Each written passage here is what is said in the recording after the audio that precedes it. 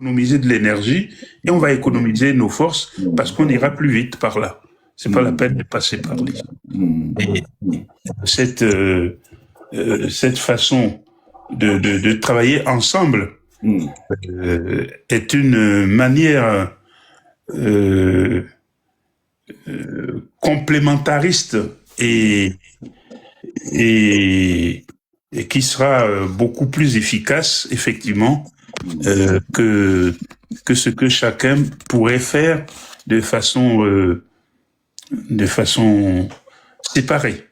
Donc, la jeunesse togolaise, nous, on sait qu'elle a la conscience de la lutte qu'il faut mener. Elle sait qu'elle peut compter sur nous quand c'est nécessaire. Et nous, on veut également compter sur elle pour qu'elle n'ait pas trop de casse quand c'est possible, et de sorte que le Togo des jeunes et le Togo des anciens soient un seul et même peuple qui appelle à plus de démocratie, plus de liberté. Voilà. Oui, je voudrais poser une question peut-être inopportune. Le M66 est-il un mouvement autonome qui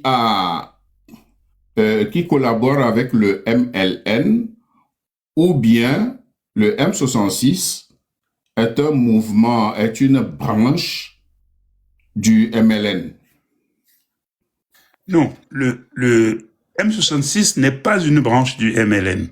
Voilà, parce que vous l'aviez dit. Le M66 est un mouvement autonome, voilà, qui collabore quand c'est nécessaire avec le MLN. Tout à fait. Mais ce n'est pas un démembrement du MLN. Voilà. Il faut que les choses soient clairement dites. Merci, Président. C'est ce que je voulais savoir. Bien, je vous dis d'aller prendre un petit verre en attendant que je mette Joël sur le grand écran. Mon frère Joël. Oui. Ouais. Oui. Quelles avancées visibles ou invisibles ont été enregistrées durant la marche du M66?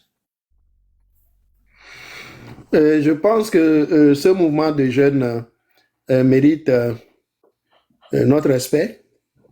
Voilà. Parce qu'ils ont su faire, ils ont su entreprendre en des temps pas du tout faciles ce que une bonne partie du peuple togolais n'imaginait plus possible. C'est-à-dire la relance de la lutte de libération à partir de presque zéro. Si ce n'est leur amour pour le pays et leur recherche du bien du pays. Et à leur arrivée, on a parlé, on les a traités de tous les noms d'oiseaux, parce qu'ils étaient des blogueurs, ils étaient ceci, ils étaient cela. Mais ce qui s'est dégagé de la mobilisation du M66, c'est cette conscience-là renouvelée, cette conscience renouvelée de ce que le Togo va trop mal, vit trop d'injustice, et que la dictature n'a plus ou n'a pas sa place sur le cou du peuple togolais. Et ils sont nés, pour la plupart d'entre eux d'ailleurs, bien après le soulèvement du 5 octobre 90 qui a ouvert la voie au processus de démocratisation. C'est ça. Et quand Faure Gnassingbé est arrivé au pouvoir, une partie de la jeunesse ne savait rien de cette histoire-là. Et passait son temps à admirer les costumes et les chaussures que Faure portait. Voilà aujourd'hui une jeunesse qu'on a appelée des blogueurs, mais qui a été capable de susciter un mouvement de contestation en profondeur de ce régime. À partir de presque rien. si ce n'est leur amour pour le peuple togolais et leur recherche du bien-être de ce pays. Mais je voudrais dire une chose ici qui est très importante. Vous demandez le bilan. Je voudrais dire que le travail du MLN, du M66 est très positif. Pour plusieurs raisons, parmi lesquelles deux fondamentalement. Le M66 a été capable d'identifier et de voir dans le MLN ce que vous disiez tout à l'heure, hein, une conscience nationale ou alors pour la relance de notre lutte de libération. Et cela l'a poussé à demander au MLN d'organiser le Téléthon dont on a parlé et qui nous a permis de faire venir, de faire converger plusieurs milieux et plusieurs groupes d'acteurs du terrain comme de la diaspora. Et vous l'avez vu vous-même, vous faites partie donc, de ces ressources. Mais le deuxième volet, c'est celui de la mobilisation et de l'action que le M66 a menée, de l'action diplomatique hein, que le M66 a menée au niveau des Nations Unies en marge ou alors lors de l'Assemblée générale du mois d'octobre dernier, où ils ont porté à la face du monde entier la réalité, ils ont partagé la réalité de l'histoire de violence que le peuple togolais vit.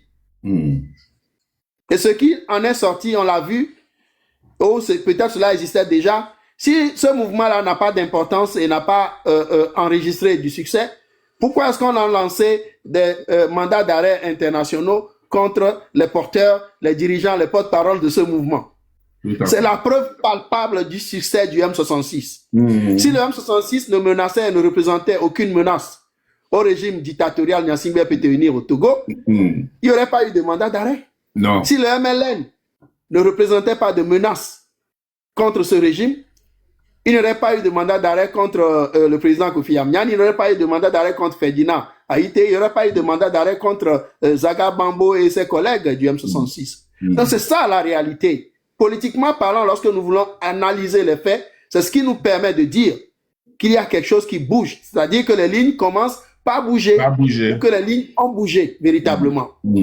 Et regardez, le mois dernier, quand le faux congrès du faux panafricanisme a été organisé à Lomé et que les jeunes ont lancé un appel à la mobilisation, vous avez vu comment le Togo tout entier, depuis Lomé jusqu'à Senkas et dans tous les millimètres carrés, a été militarisé?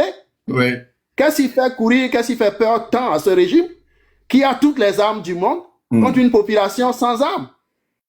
Qu'est-ce qui fait que on a militarisé tout le pays, on a sorti des chars de guerre contre un appel à manifester d'un mouvement de jeunesse qui n'a même pas une aiguille pour inquiéter qui que ce soit? Donc le M66 est à féliciter et le M66 est à encourager. Et le MLN est là pour jouer ce rôle avec, si vous voulez, la contribution de tous les autres acteurs qui pensent que ce travail doit continuer pour permettre le basculement en temps voulu. Et il est très important que les Togolais nous entendent et prennent au sérieux le travail, le sacrifice de ces jeunes-là, qui en fait non plus sont privés pratiquement de leur liberté parce que même ils vivent pour certains dans la diaspora, mais ils ne dorment pas parce qu'ils travaillent beaucoup, ils réfléchissent entre eux et avec nous sur comment mieux structurer ce mouvement et le faire avancer le plus rapidement possible. Et ils sont dans le travail de formation en même temps qu'ils sont en train de faire. Et ils sont 2 fois sur le métier, dans l'apprentissage comme dans la mise en œuvre. Donc il n'y a pas de temps de pause ou de repos pour eux. Et ça, nous ne l'avons pas vu au Togo depuis des années. Oui, dans les années 90, les étudiants que nous étions avaient beaucoup travaillé, mais on s'était laissé pour une bonne partie de cette jeunesse-là manipuler dans tous les sens. Mais aujourd'hui, le M66 à lui-même pense au meilleur du peuple togolais ou alors au devenir, à la libération du peuple togolais, demande les avis quand c'est nécessaire, accepte les conseils et essaye de se repositionner, de s'organiser. Et ça, on ne l'a pas vu pendant des années au Togo. Et c'est loin de ce que nous avons vu, jeunesse de tel parti, avec des uniformes où on vous fait asseoir et on vous abreuve d'histoire qui ne réveille en vous aucun courage pour un combat, le combat qui vaut la peine. Et le combat qui vaut la peine au Togo aujourd'hui, ce n'est pas celui d'aller voter ou déposer des bulletins dans des urnes ou d'aller battre campagne pour des élections sans issue. Le combat qui vaut la peine, c'est de descendre dans la rue et être prêt à l'action physique sur le terrain pour la libération nationale. Et le M66 a donné l'impulsion, la jeunesse a répondu et le peuple togolais progressivement se met debout. Et l'appel que le M66 a lancé va à tout le peuple, tout comme ce que le MLN avait lancé. À tout le peuple togolais, aux forces vives de la nation, à toutes les composantes de la société togolaise, y compris les forces de défense et de sécurité. Cette jeunesse-là mérite donc notre admiration. Cela ne veut pas dire qu'ils sont des demi-dieux, mais nous leur devons de la considération, nous leur devons beaucoup de solidarité et nous leur devons surtout beaucoup d'attention afin de les aider à être à la hauteur, des attentes du peuple togolais aujourd'hui en ce qui concerne la libération nationale et la remise à flot du bateau Togo. Et quand on parle de jeunesse, ce n'est pas seulement le M66. Tous les jeunes Togolais doivent se retrouver ou doivent se sentir impliqués, concernés par ce mouvement de jeunesse. Ceux qui ont des compétences avérées dans divers domaines doivent commencer à réfléchir à comment ils peuvent apporter dans le cadre du MLN leur expertise et leur contribution à la lutte de libération nationale et être prêts aussi pour jouer des rôles dans la relance donc du développement et de la démocratisation du Togo quand le basculement sera intervenu. C'est un appel à la jeunesse togolaise, le M66. Voilà. Monsieur Amovin, n'y a-t-il pas quelques blocages structurels qui freinent ou qui ont freiné la dynamique M66? On aurait aimé, ou des gens auraient aimé que le M66 soit comme les mouvements, les associations de jeunesse, ou les mouvements de jeunesse, ou les mouvements politiques traditionnels, avec un président, un secrétaire, un trésorier, un ceci ou un cela. Le M66 fonctionne comme une nébuleuse, mais c'est notre Gen Z du Togo. Ça. Et je voudrais demander au peuple togolais d'être modeste sur les exigences en ce qui concerne la structuration de ce mouvement-là, et de plutôt prier pour que ce mouvement écoute les conseils et ait les yeux rivés sur l'essentiel de la lutte de libération nationale. Le reste va venir. Le M66 n'est pas une force politique structurée qui veut tout de suite arriver et puis avoir parmi eux un président de la République, un ceci ou un cela. Nous l'avons dit en 2005 quand Faure Gnassingbé a été imposé sur le coup du peuple togolais et quand nous avions mené des actions diplomatiques et de lobbying auprès de la CEDEAO et des institutions internationales. Au Nigeria, ils nous ont demandé qu'est-ce que vous voulez, où sont les Agboibo, les Ninevi et les Olympios qui veulent la place de Gnassingbé et Adema.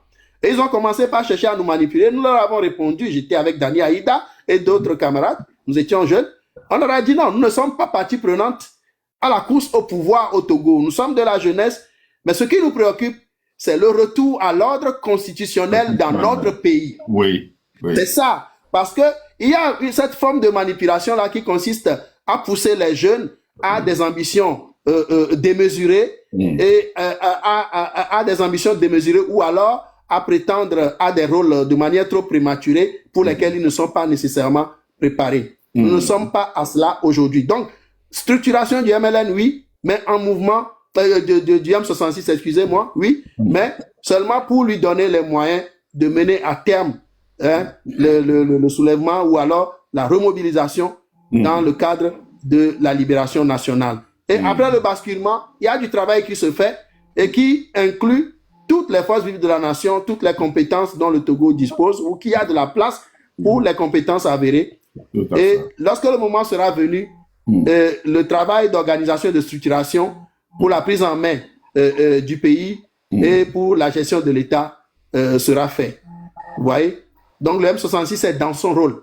Je ne dis pas qu'ils sont des super-humains ou alors qu'ils sont des demi-dieux, mais ils ont fait du bon travail, ils ont des faiblesses, ils ont peut-être beaucoup de choses à apprendre, mais ils sont dans leur rôle aujourd'hui. Apportons-leur ce dont ils ont besoin pour être encore plus efficaces. Merci, Monsieur Mauvais. Merci beaucoup. Voilà. Merci. Bien, maintenant, nous allons tomber sur les perspectives et orientations pour 2026. À cet effet, je replace Monsieur Kofi Yamia sur le grand écran. Bien, Monsieur Kofi Yamnian, je voudrais que nous écoutions tous ensemble un extrait de votre discours à la nation. Alors, écoutez attentivement. En 2026, notre tâche est clairement indiquée.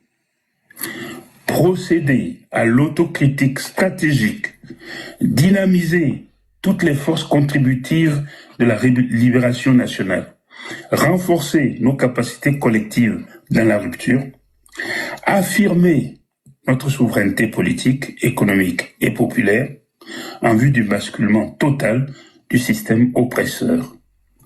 Il ne s'agit ni de réformes cosmétiques, ni de compromis honteux. La libération nationale ne se négocie pas.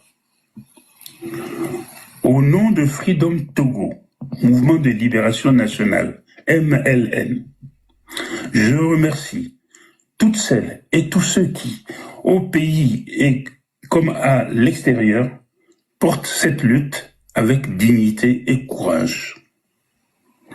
Ensemble, nous bâtirons un Togo libre où défendre un citoyen ne sera plus jamais un crime et où notre peuple vivra enfin dans la paix, la liberté et la souveraineté. Vous l'avez bien écouté. Et je pense que pour le peuple, pour la jeunesse, c'est un discours, cet extrait est un peu dur pour eux, pour la compréhension. Vous avez parlé de synthétique, etc., etc. Alors, voulez-vous nous dire davantage ce que vous signifiez par cet extrait-là? Alors, écoutez, dans ces vœux au peuple togolais pour la nouvelle année en 2026, nous avons tracé en quelques phrases ce que nous attendons de la jeunesse togolaise, ce que nous attendons, ce que nous promettons nous-mêmes dans la démonstration de ce que nous voulons faire et le peuple que nous voulons créer et animer. Dans la jeunesse, pour lui dire qu'il a un rôle à jouer, un rôle très important qui est le sien, et que c'est elle qui nous donnera ce qui compte pour elle à l'avenir. Donc, j'ai cité comme ça quelques thèmes pour juste montrer que ce sont des choses que nous trouvons absolument indispensables et nous souhaitons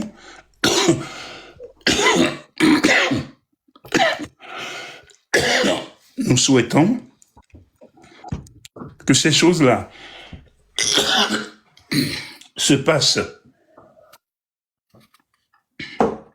dans cet ordre-là ou dans un ordre différent, mais voilà, il faut que nous bâtissions ensemble un Togo libre où défendre tout citoyen ne sera plus jamais un crime. Nous voulons que tous les Togolais, surtout les jeunes maintenant, mais aussi les petits à venir, et d'abord les anciens qui sont là, que tout le monde soit libre d'apporter ce qu'il sent nécessaire pour construire le pays, que personne ne reste en dehors du chemin, parce que tout le monde est intelligent, tout le monde peut apporter quelque chose selon ses moyens. C'est bien ça. Le socialisme politique aussi.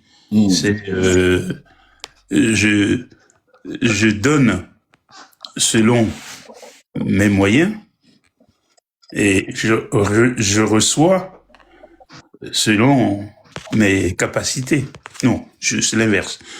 Je reçois selon mes moyens et je donne selon mes capacités. C'est-à-dire que tout le monde est juste dans l'échange, dans l'échange. Et donc j'ai voulu dire que en début de cette année, qui va être turbulente, l'année 2026 va être turbulente. Je veux que tout le monde comprenne que la volonté de chacune et chacun doit exister pour bâtir ce Togo-là. Un Togo le Togo d'espoir et de paix. D'espoir et de paix. Et pour le fabriquer, il ne faut pas hésiter à s'engager. Il faut s'engager en étant prudent dans la limite des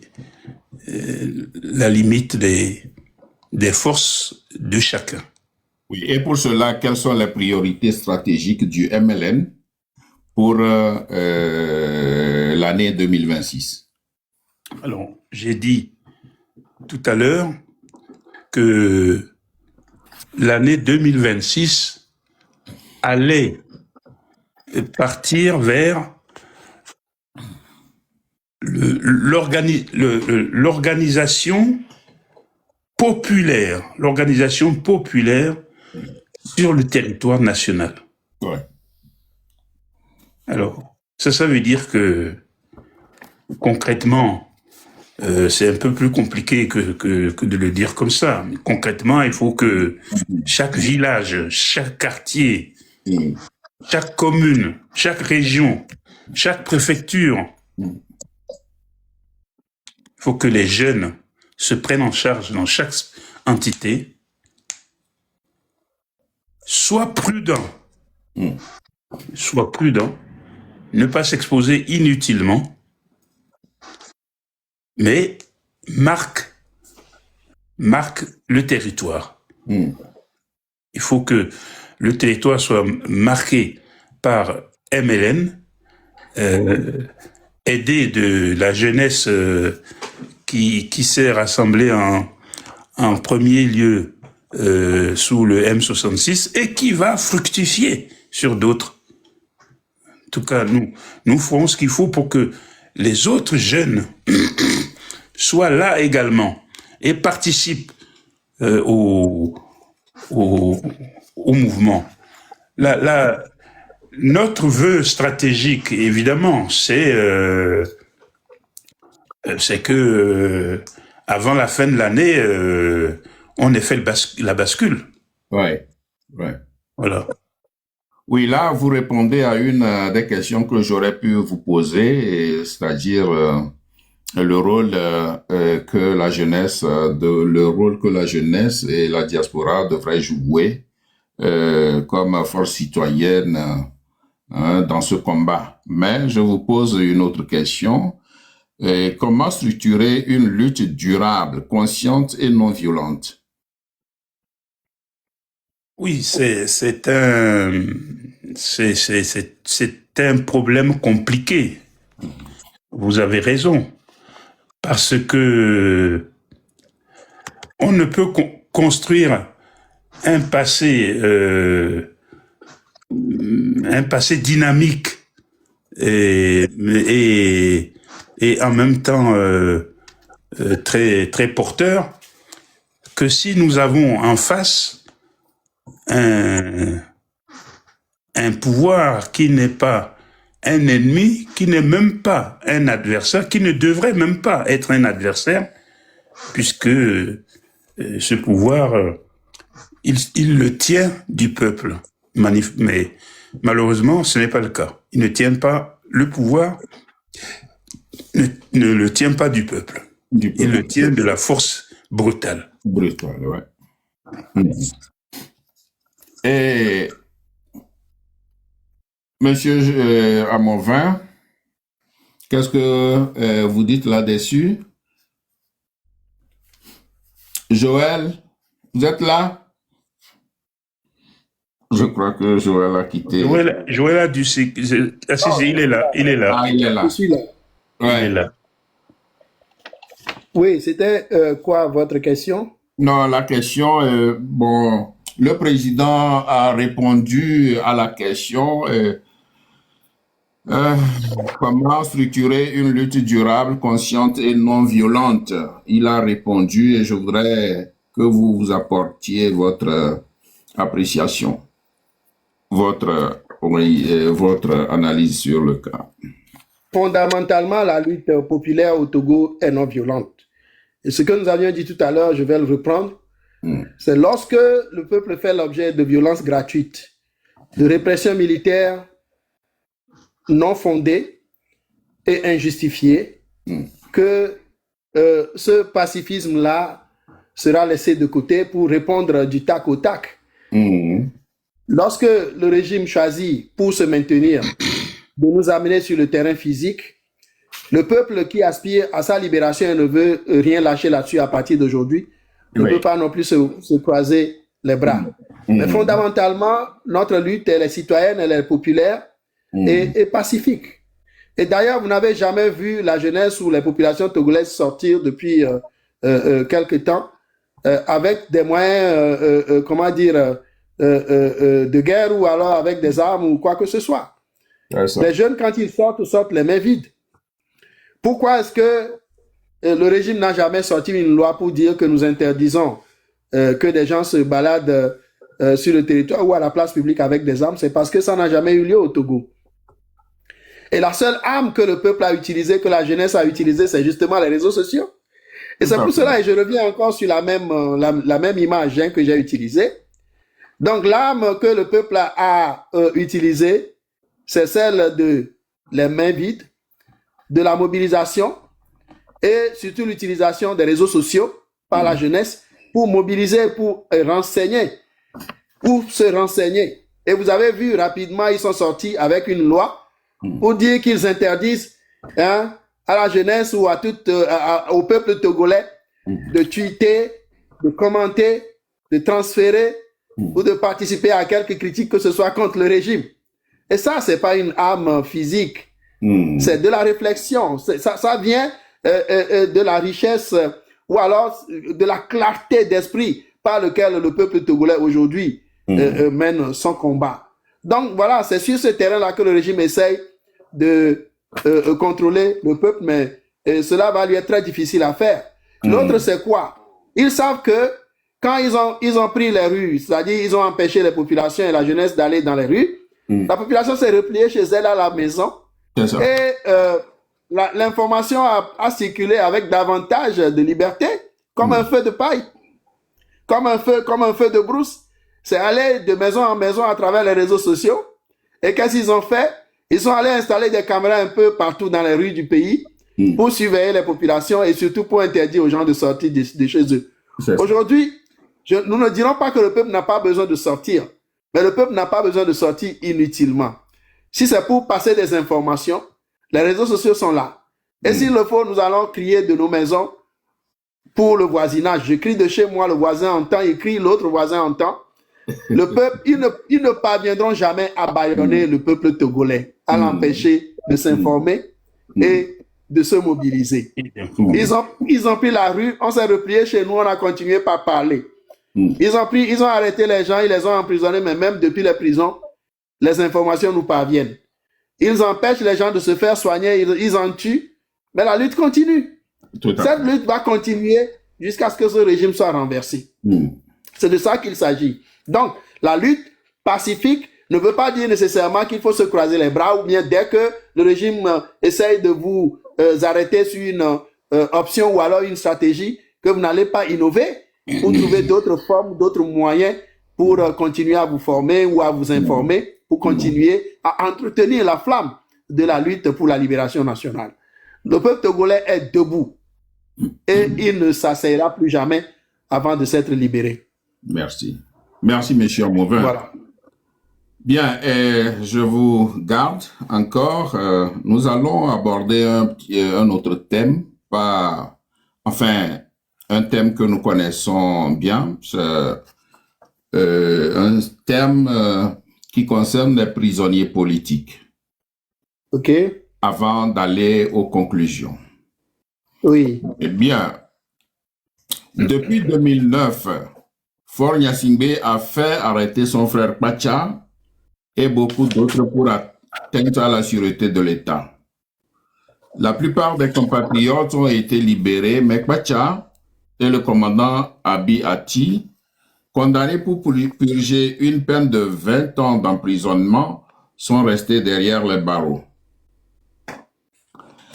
Certaines presses de la place ont écrit même que des tractations, discussions ont été menées avec Kpacha en vue de sa libération, mais qu'il aurait décliné l'offre.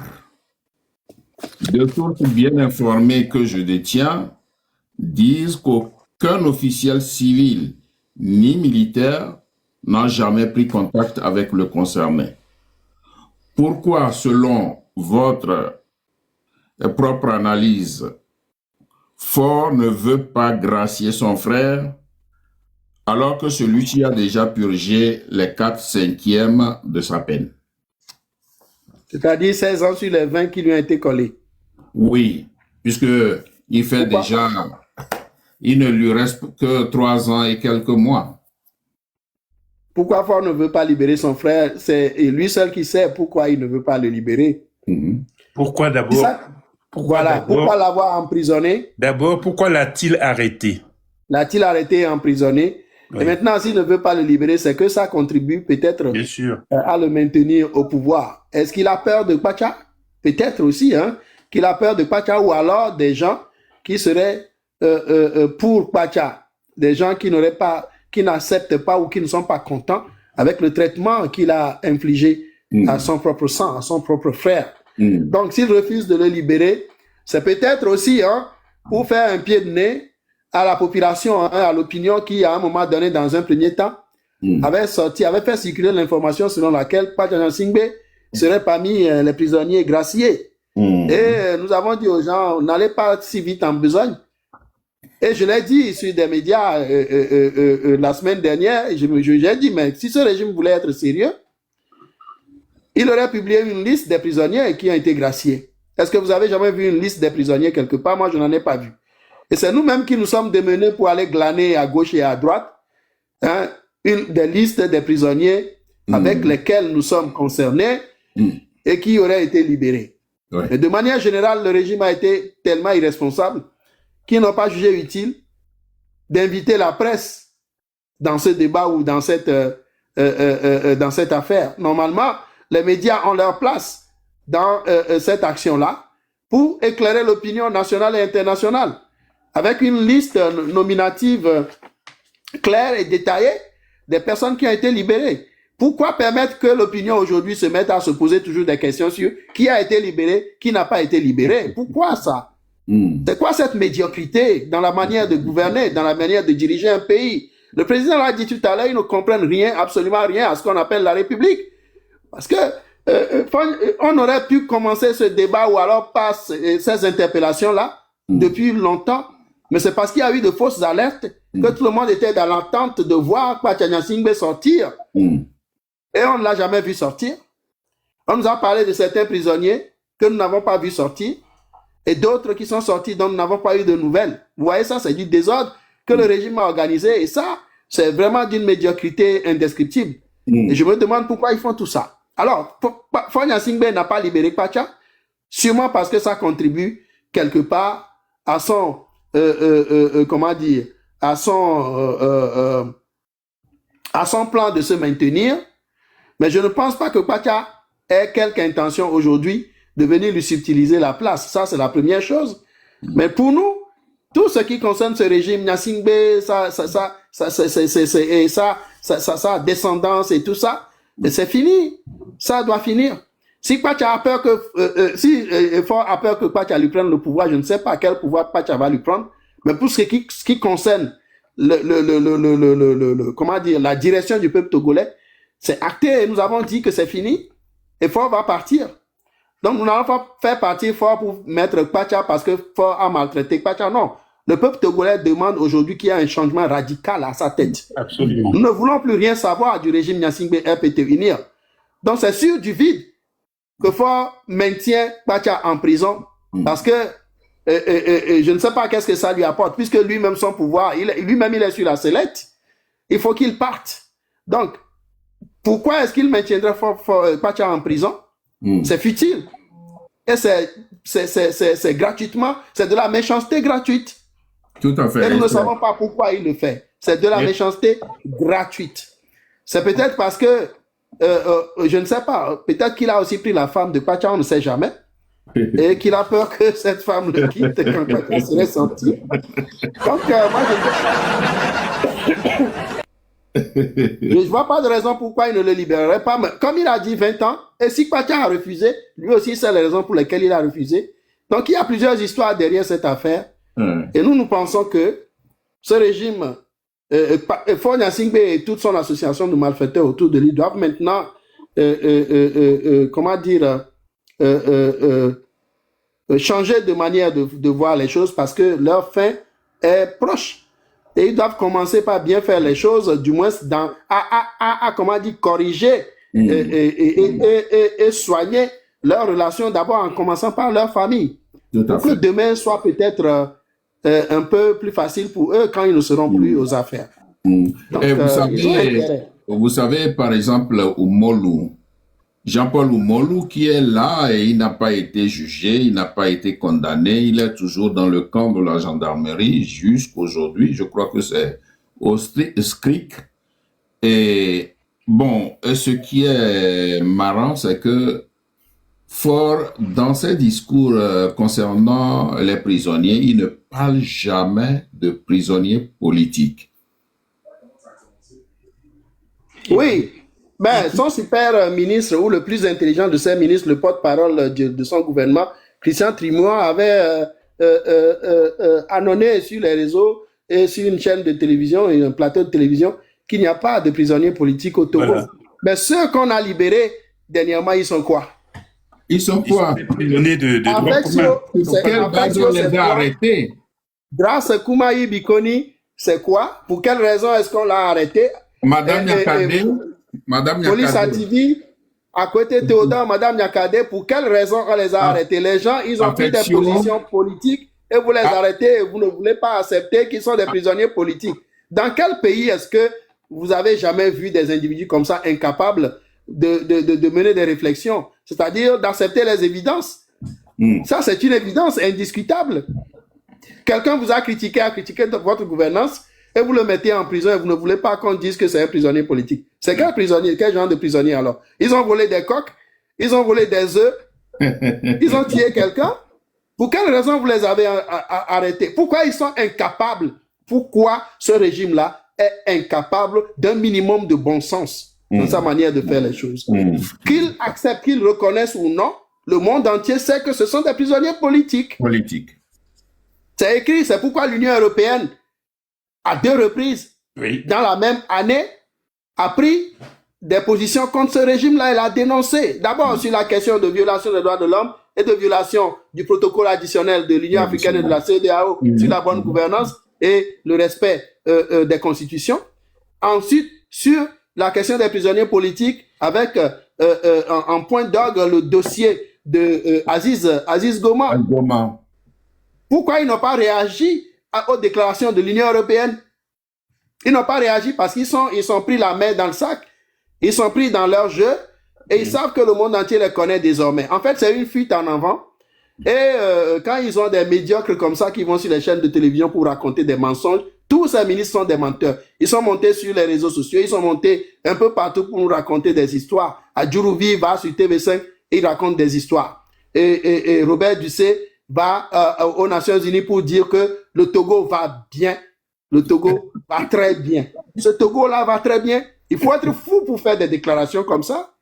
Il faut être manifestement fou pour faire des déclarations comme ça. Et quand les gens en ont parlé, vous les mettez en prison. Vous mentez, les gens vous dénoncent et vous exposent et vous les mettez en prison.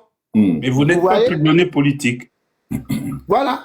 Donc, parfois, on dirait même que certains d'entre eux ont des prisonniers politiques personnels. Donc, c'est eux qui doivent donner leur fiat pour que ces prisonniers-là soient libérés. Il se peut que Pacha Nyasingbe est naturellement le prisonnier personnel de Faure. De Faure, oui.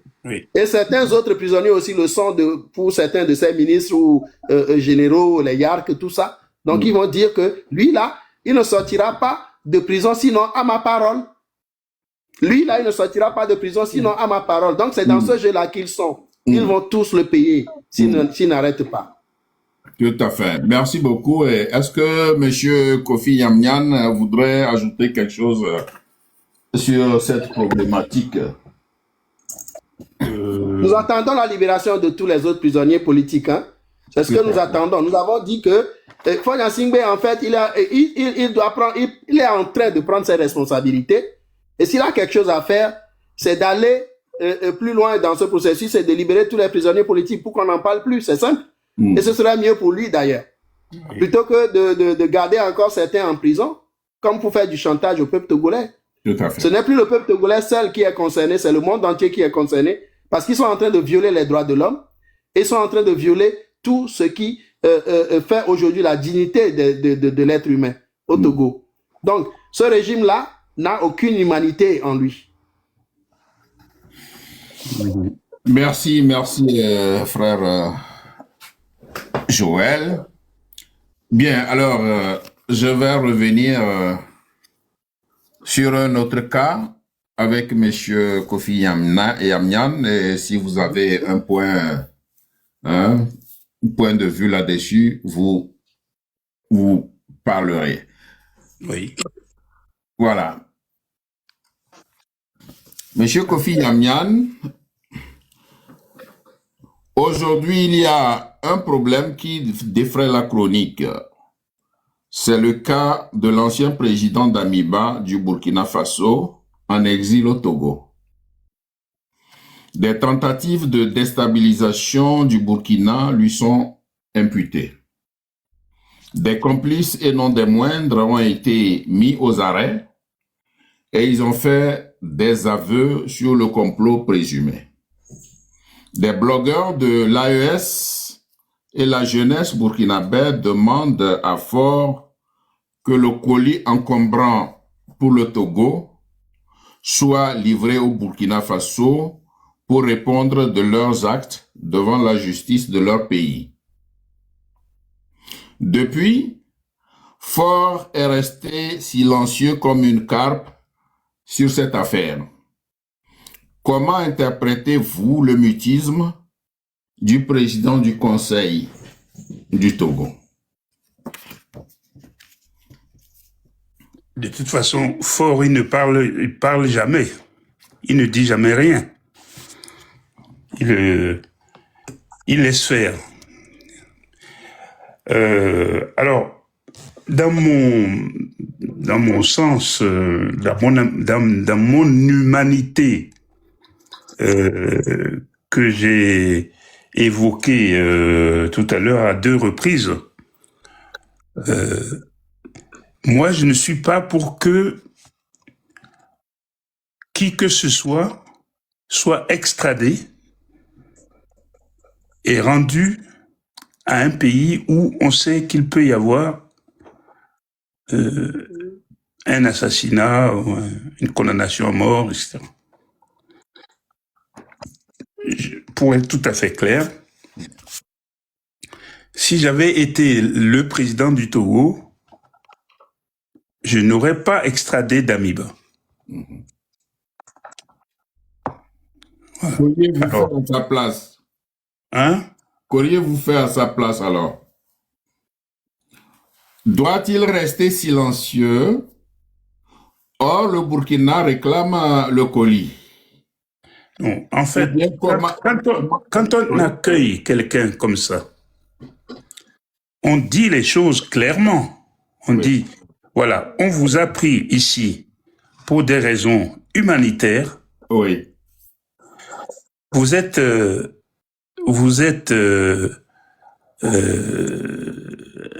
un personnage qui trouble l'ordre public dans votre pays d'origine. Ouais. On vous demande, on vous garde ici parce que on veut vous sauver la vie. Mais on vous demande, en réciprocité, de ne plus jamais évoquer les choses politiques dans votre pays d'origine. Je ne veux plus entendre parler de ça. Sinon, c'est moi qui vous mets en prison. Alors, ça, c'est des choses qu'on négocie, c'est dans toutes les négociations gouvernementales. Dès qu'on a un sujet comme ça, on le traite ainsi. Ceci étant, la France n'extrade jamais comme ça, sauf vraiment exceptionnel. Mais le Togo pourrait faire la même chose, mais parler, expliquer, dire voilà, je ne l'extrade pas parce que je sais que il peut avoir la malchance d'être trucidé. Et comme on ne veut pas, comme moi, je n'applique pas la peine de mort, que je ne veux pas qu'on tue les gens, eh ben, je le garde, je vous garde, mais motus et bouche cousue. Je ne veux rien entendre. De toutes les façons, un exilé est couvert par la loi du HCR. Mais le cas de Damiba est tellement flagrant s'il est avéré. Qu'est-ce qu'il a fait, lui, précisément? Il a tenté un coup d'État, c'est ça? Mais bien sûr. Il avait fait, il était c'est le capitaine qui l'a viré. Oui, c'est le capitaine Ibrahim Traoré qui... C'était un coup d'État dans un coup d'État. Tout à fait. Il l'a viré et bon, depuis là, il n'est pas tranquille. Il en veut à Ibrahim Traoré. Et donc, il fait tout pour l'évincer et retourner prendre le pouvoir. Et donc, les complices ont été arrêtés. Ils ont fait des aveux dans lesquels, au cours desquels Damiba est sérieusement impliqué. Bon, maintenant, on demande à Fort de rendre ce colis encombrant pour le Togo. Et il ne répond rien. Il ne répond pas, il ne dit absolument rien. Ça, c'est pas normal. C'est pas normal. Puis alors, sur la même question, je voudrais que Joël en dise quelque chose. Joël? Oui. Vous m'entendez? Oui.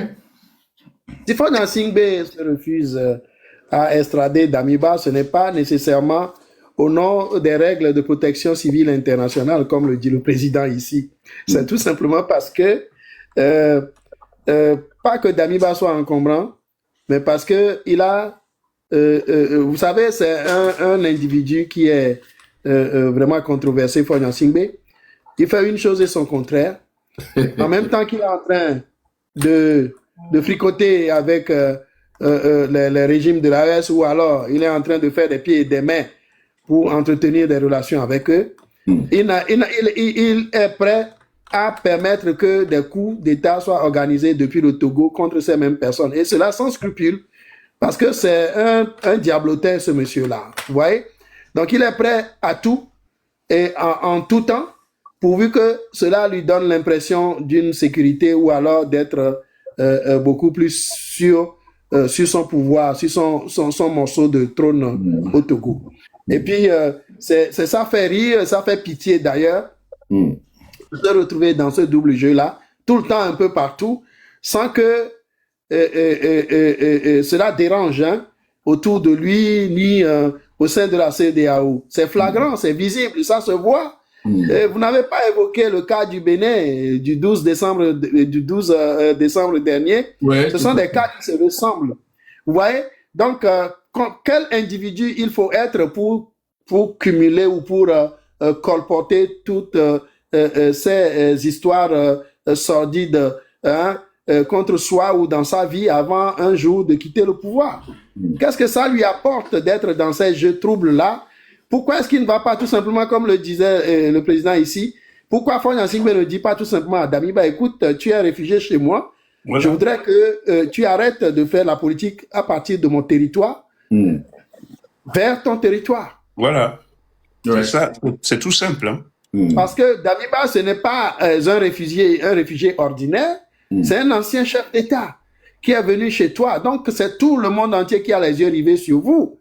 Donc, tu ne peux pas lui permettre de faire du n'importe quoi. Et si le gouvernement burkinabé accuse et que personne jusqu'à aujourd'hui n'a démenti, alors Faure Gnassingbé, il est dans de beaux draps. Et il faut qu'il commence par prendre ses responsabilités et d'ailleurs qu'il le fasse le plus vite possible et qu'il n'implique pas le peuple togolais dans ça. En plus qu'il a déjà dépensé notre argent pour héberger ce monsieur-là pendant plusieurs années. Nous, on a quoi en retour? Vous voyez? C'est un réfugié de luxe, ce monsieur. Ce n'est pas un réfugié à qui on va donner du pain et quelques boîtes de sardines de temps en temps pour l'entretenir. C'est un réfugié qu'on héberge dans une villa avec tous les honneurs qui sont dus à son rang entre guillemets et sur lequel les maigres ressources du Togo sont gaspillées en plus. Alors qu'il nous débarrasse de ça. On ne lui demande peut-être pas de l'envoyer au Burkina. S'il faut l'envoyer quelque part, il faut qu'il dise aux instances internationales chargées des dossiers des réfugiés qu'il ne peut plus. Pourquoi Gnassingbé Eyadema n'avait pas hébergé Mobutu Sese Seko? Pourquoi Gnassingbé Eyadema n'avait pas hébergé Samuel Doe? Et tous les autres qui ont accouru à lui pour se protéger ou se réfugier? Et pourquoi maintenant, lui, il continue de protéger un Damiba qui, depuis le Togo, entreprend des actions sulfureuses en direction du pouvoir burkinabé? Bon, ça ne doit pas faire l'objet, ne doit pas faire partie de nos préoccupations aujourd'hui, mais il faut qu'on en parle parce que c'est notre argent qui est dépensé, sans compter, pour entretenir ce monsieur-là. Où est-ce qu'il a trouvé les millions de CFA qu'il a injectés dans son projet de coup d'État? Ainsi de suite. Faure Gnassingbé est dans un double jeu abject et dégoûtant.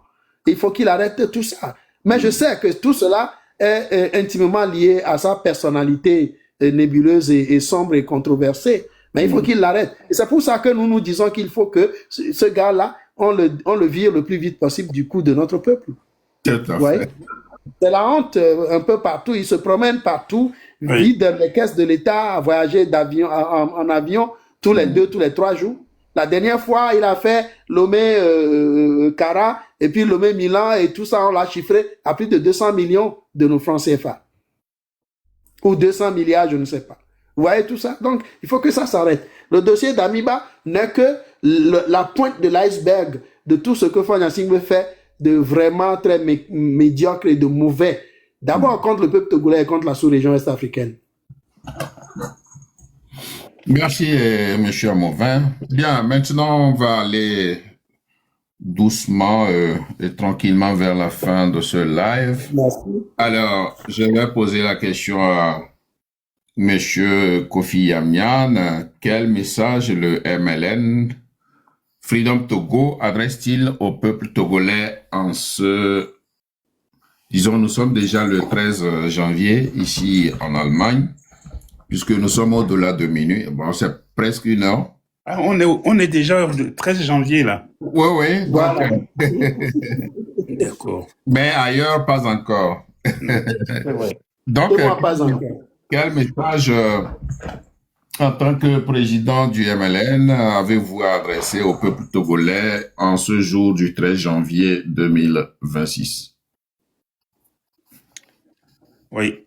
En ce jour du 13 janvier 1963, c'est un jour triste, un jour de larmes,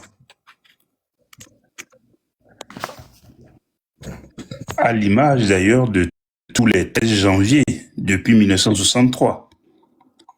Chaque 13 janvier, notre message, notre pensée va au président Olympio et nous nous perdons en conjecture pour comprendre ce qui se passe, qu'est-ce qu'on aurait pu faire, qu'on n'a pas fait, et en nous disant que de toute façon, nous n'avons pas d'autre choix. Il faut libérer le pays. Quand on l'aura libéré, on fera la fête en son honneur. Lui, on le libérera aussi. On le ramènera au Togo. On lui fera un monument.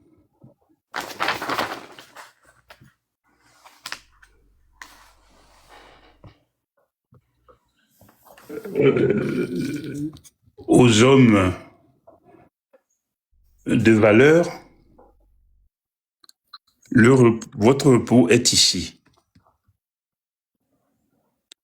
Et évidemment, il ne faudra pas s'arrêter là. Il faudra que, dans la foulée, il y ait une grande cérémonie de réconciliation. Je pense même que si j'avais eu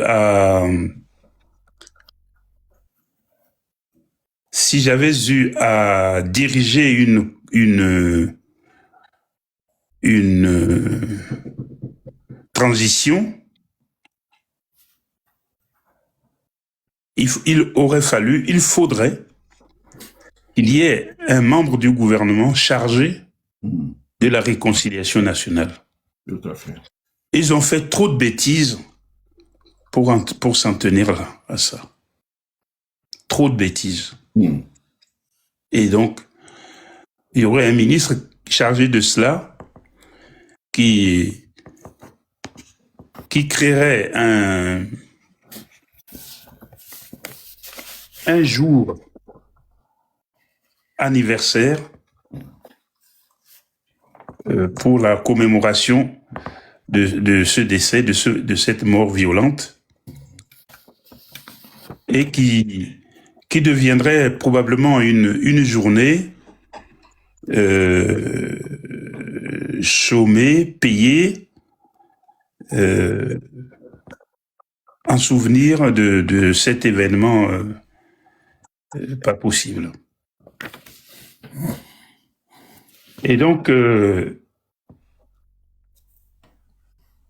dire ce que nous disons sur Olympio, tout ça, ça ne sera plus le cas, ça ne sera plus suffisant. Nous, on aurait fait un grand geste et on le ramènera au Togo, de sorte que il repose en paix ici, chez nous. Merci beaucoup, Monsieur Kofi Amyan. Et Joël, comment transformer la mémoire de 1963 en force politique de libération? Justement, une bonne question. Je voudrais reprendre là où le président avait chuté pour dire ce que j'ai dit lors de la rentrée politique du 9 novembre 2024.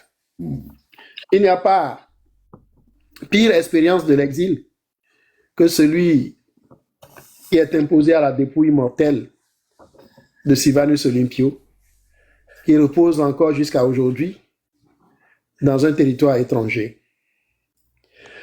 Comment transformer la mémoire de 1963 en force politique de libération nationale? C'est tout simplement en faisant en sorte que la mémoire de cet assassinat, loin de nous mortifier, devienne d'ailleurs un stimulant pour notre mobilisation pour la libération nationale. Et j'encourage le peuple togolais et l'ensemble des acteurs et partisans de la démocratie et de la liberté à se réapproprier ou à redonner vie aux idéaux phares et moteurs du combat ou de la vie de combat de Sylvanus Olympio, afin de non seulement accélérer le processus d'émancipation, de libération, mais aussi celui de l'émergence ou alors de la remise du Togo sur la voie du développement économique et géopolitique. Ça, nous le pouvons et nous devons nous mettre debout résolument pour cela. Sylvanus Olympio était un combattant intrépide du début jusqu'à la fin de son combat ou jusqu'à ce qu'il soit tué. Sylvanus Olympio n'a jamais baissé les bras, quel que soit le sujet et quel que soit le cadre dans lequel il se retrouvait. Et nous devons nous inspirer donc de son courage et de sa ténacité au combat, d'abord idéologique, et au combat aussi de l'organisation de l'État et de la programmation du développement du pays. Et c'est un travail sur lequel nous devons véritablement nous pencher et dont nous devons nous inspirer. Surtout ceux d'entre nous qui aspirent à jouer des rôles de gouvernants demain ou qui seront appelés à jouer des rôles de gouvernants. Nous devons remettre au goût du jour tous les projets, tous les idéaux que Sylvanus Olympio chérissait et avait mis en place ou essayait de mettre en place pour le développement du Togo. Parce que ce sont ces idéaux, ce sont ces valeurs, ce sont ces projets-là qui sont en vogue aujourd'hui. Sylvanus Olympio était donc un leader très visionnaire et dont les stratégies ou alors les choix étaient très futuristes pour le Togo. Si Sylvanus Olympio n'avait pas été tué, le Togo serait véritablement la Suisse d'Afrique aujourd'hui. Merci. Alors, faisons en sorte que le peuple togolais puisse renouer avec ces bases-là, avec ces bases idoines de développement et de prospérité que Sylvanus Olympio essayait de poser pour le peuple togolais. Nous devons renouer avec cela afin que le Togo devienne ce que les pères fondateurs ou ceux qui ont lutté pour son indépendance avaient pensé ou alors avaient rêvé pour le peuple togolais. Merci, Monsieur Amouvin. La dernière question que j'ai à poser au doyen Kofi, est que signifie alors aujourd'hui concrètement libérer le Togo? Comment? Oui, que signifie concrètement aujourd'hui libérer le Togo?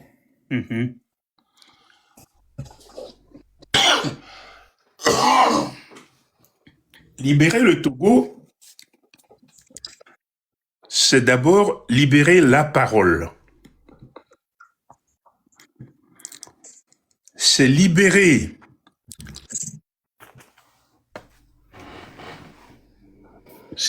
la parole, c'est libérer l'humain, de sorte que chaque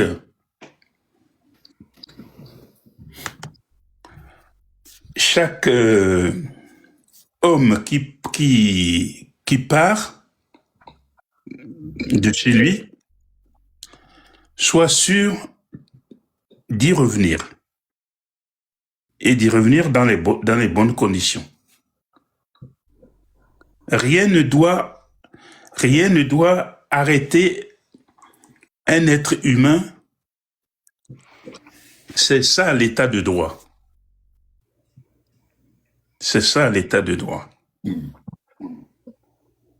Je me rappelle, un jour, mon frère me pose la question. Alors, toi, tu es né au Togo. Tu connais rien là-bas, tu connais personne là-bas.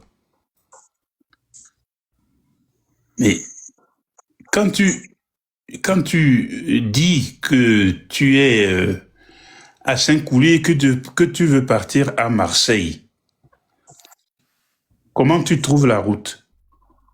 Comment tu sais par où il faut aller? Et pourquoi tu peux dire à ton copain que tu vas voir que tu seras là-bas à 18 heures? Je dis oui, je serai à 18 heures. Et j'y serai réellement. Je prends ma voiture, je roule, personne ne m'arrête sans motif. C'est ça, le pays de la liberté et de la responsabilité. Quand tu quittes Dapan pour aller à Lomé, tu ne sais jamais à quelle heure tu vas arriver. Ah, mais j'ai fait l'expérience. Je suis allé accompagner des jeunes étudiants à Bangély, chez moi, et on avait pris l'avion à Ouaga. On avait pris l'avion à Paris, puis on avait atterri à Ouaga. Et de Ouaga, on est descendu à Bassar. Mais vous ne pouvez pas savoir. C'était la honte pour moi. De Ouaga, Bassar, c'est en véhicule. Oui, en voiture. Oui, en voiture. On ne savait pas à quelle heure on allait arriver. Et j'ai eu, comment on dit ça, la naïveté de poser la question au chauffeur. Je lui dis, là, on part, on va arriver à Bassar quand? Mais, mon frère, si Dieu le veut. Et ça explique bien ce qui se passe. Alors, j'ai compris quand on a commencé à circuler sur le territoire burkinabé, on roule jusqu'à la frontière. Et à partir de la frontière, tous les 10 kilomètres, on est arrêté. Oh, bon Dieu. Un coup, c'est la police. Un coup, c'est la gendarmerie. Un coup, c'est les douanes. Un coup, c'est l'association syndicale des chauffeurs, je sais pas quoi. Toutes les 10 minutes, tous les 10 kilomètres, on est arrêté. On est arrêté. Et chaque fois, il faut donner un bakshish. À chaque arrêt, il donne un bakshish. Moi, je ne savais pas. Arrivé à Sokodé, on est parti à 9h, vers 9h de Ouaga. On est arrivé à Sokodé à 1h du matin. Quoi? Oui. Oui. On était dans un chauffeur, dans un véhicule taxi. Ouais. Quand on est arrivé à Sokodé, à la douane, le chauffeur est arrêté. Il vient me voir. Patron, il faut que tu m'aides. Ah, je dis, je t'aide à faire quoi? Mais je n'ai plus d'argent. Je dis, comment ça? Tu m'as dit à Ouaga qu'il fallait que je te paye tout d'avance parce que... Il dit, oui, mais j'ai tout distribué. Voilà. Et si je vous demande de l'argent, c'est parce que le chef de la douane là-bas me dit, il faut me verser 5 000 francs. Sinon, tu passes pas. Vous restez là bloqué. Et donc, il est bloqué. Et il vient me dire ça. Il est 1h du matin. Ça m'a énervé tellement, je suis sorti de la voiture. J'ai tapé sur la porte, je dis, je veux voir le douanier qui est là, c'est qui? Il y a un douanier qui sort, qui dit, mais comment ça, vous êtes vous êtes qui, vous? Il dit, je suis un passager. Mais à cette époque-là, il ne me connaissait pas. Hein. Mais je veux passer. Ah, il faut qu'il paye. Je dis, non. Je fais tellement de bruit que son patron sort du bureau. Il sort du bureau, il me voit. Il se trouve que je connaissais ce monsieur. Oui. On était au collège Saint-Joseph ensemble. On a été au collège Saint-Joseph ensemble. Oui. De la 6e à la 3e. En 3e, il est sorti de l'école. Il est devenu douanier. Il était chef douanier de Soukodé. Je le retrouve là. Je dis, mais qu'est-ce que tu fais là, toi? Il me dit, et toi, tu fais quoi? Je dis, mais moi, je veux passer. On me demande de ne pas... On me dit que je ne peux plus passer. Comment? Il s'est fâché. Il a giflé le douanier qui est venu à côté. Et tu ne vois pas que c'est un personnage important? Alors, non, il ne faut pas dire ça. Non, on traite tout le monde de la même façon. Voilà. C'est ça que je souhaite pour le Togo. On traite tout le monde de la même façon.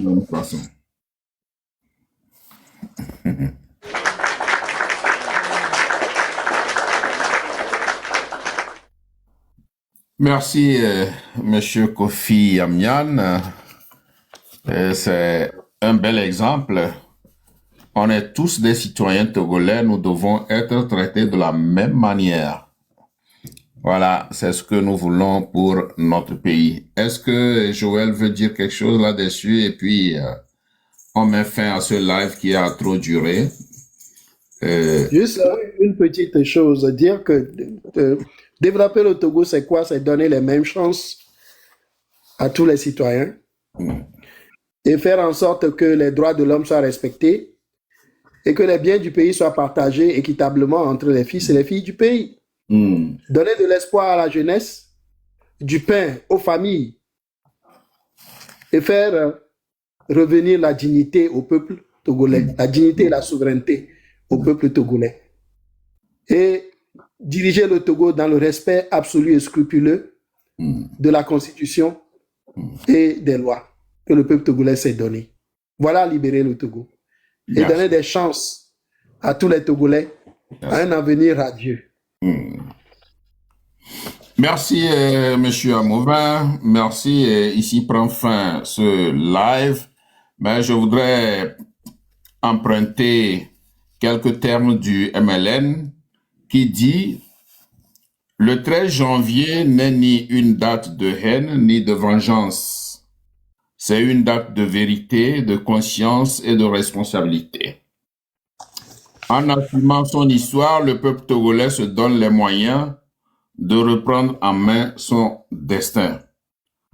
Le MLN Freedom Togo inscrit sa lutte dans cette continuité. Merci MLN. Merci Monsieur le Président Kofi Amian. Merci Joël Amouvin. Merci à vous, Monsieur Akondo. Merci. Et donc, nous disons aussi merci à la bravoure du M66 que soutient bien le MLN. Et le M66 est le fer de lance de la lutte, espoir du Togo. Et la même chose pour le MLN. Donc, moi, je souhaite plein succès et beaucoup d'ardeur, beaucoup d'énergie pour la lutte. Je le souhaite pour le mouvement de libération nationale Freedom Togo et je le souhaite aussi pour le M66. Merci beaucoup. Merci d'avoir accepté mon invitation.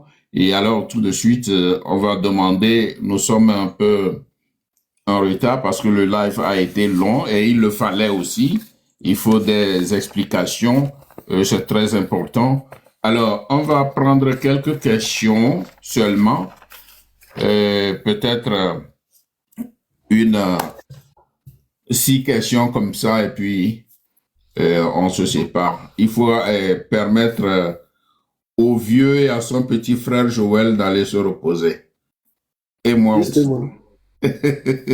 Nous disons merci d'avance à tous ceux qui se sont connectés pour nous suivre, à nos compatriotes, à la jeunesse et à tous ceux qui ont bien voulu partager ce moment avec nous. Merci. Monsieur Kofi, un mot à l'endroit de tous ceux qui nous ont suivis, et surtout à mon modérateur aussi. Oui. Je dis au revoir à tout le monde là et je vous remercie d'avoir fait cet exercice. C'était un très bel exercice.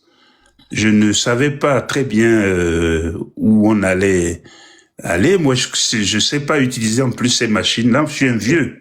Donc, je suis... je craignais un peu, mais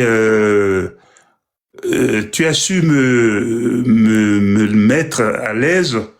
J'ai beaucoup apprécié et je te remercie. Et je remercie toutes les personnes qui sont venues à ce live et qui nous ont suivis pendant tout ce temps en leur proposant la chose suivante. Je vous invite d'ores et déjà au Togo le jour ou le lendemain de la libération. Je vous invite. Merci, Président Kofi Anyam. Merci beaucoup. Merci. Bien. Et alors, est-ce que mon modérateur est là? Modérateur, tu es là? Non, il est couché. Non, il est là. Il est toujours là. C'est un fidèle des fidèles.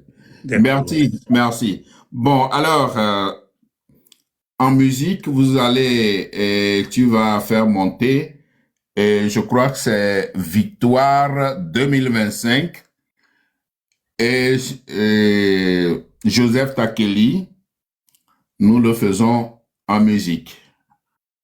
Et je vais aller prendre un petit verre d'eau en attendant que tu montes les gens.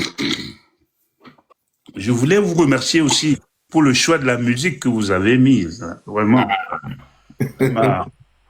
Ça m'a brûlé le cœur. Ouais. Merci beaucoup. Merci.